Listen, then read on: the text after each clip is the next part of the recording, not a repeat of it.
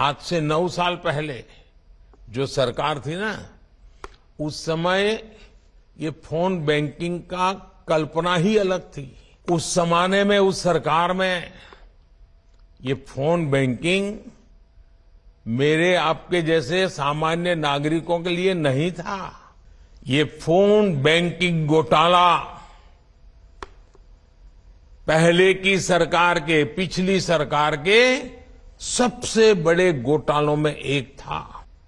पहले की सरकार के इस घोटाले की वजह से देश की बैंकिंग व्यवस्था की कमर टूट गई थी। आप लोग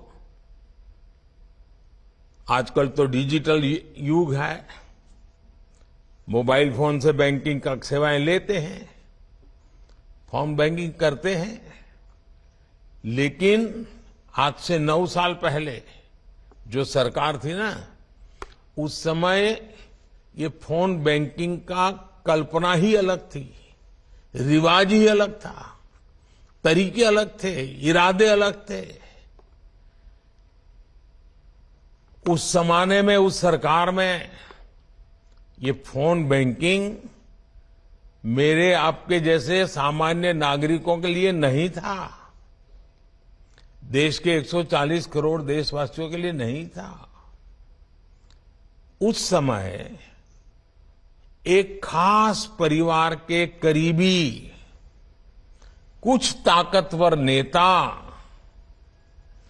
बैंकों को फोन करके अपने चहेतों को हजारों करोड़ रुपए का लोन दिलवाया करते थे।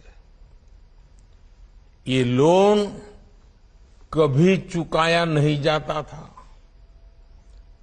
और कागजी कार्रवाई होती थी। एक लोन को चुकाने के लिए फिर बैंक से फोन करके दूसरा लोन चुकाने के लिए फिर तीसरा लोन दिलवाना। ये फोन बैंकिंग घोटाला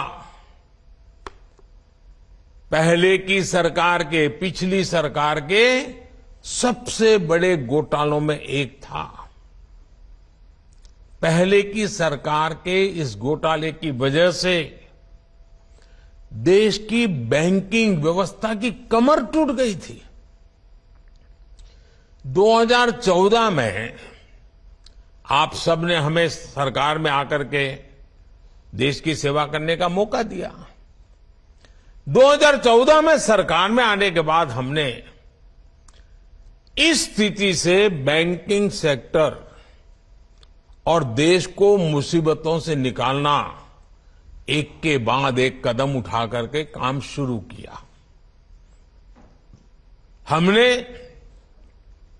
सरकारी बैंकों के मैनेजमेंट को सशक्त किया, प्रोफेशनलिज्म पर बल दिया। हमने देश में छोटे छोटे बैंकों को जोड़कर बड़े बैंकों का निर्माण किया।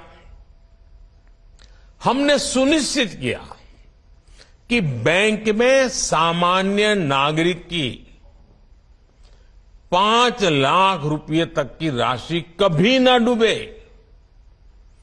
क्योंकि बैंकों के प्रति सामान्य नागरिक का विश्वास पक्का करना बहुत जरूरी हो गया था।